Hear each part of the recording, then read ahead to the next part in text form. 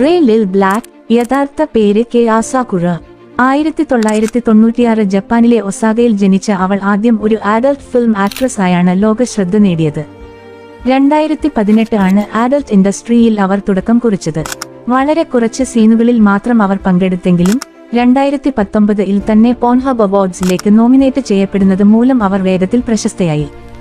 എന്നാൽ പിന്നീട് അവരുടെ career content creator, YouTuber, gamer, influencer എന്ന രീതിയിലേക്ക് മാറി. സോഷ്യൽ മീഡിയയിലൂടെ വലിയ ഫാൻബേസും അവർ നേടി. അവരുടെ വീഡിയോകളും ലൈവ് സ്ട്രീമുകളും ലോകമെമ്പാടുമുള്ള നിരവധി യുവാക്കളാണ് പിന്തുടരുന്നത്.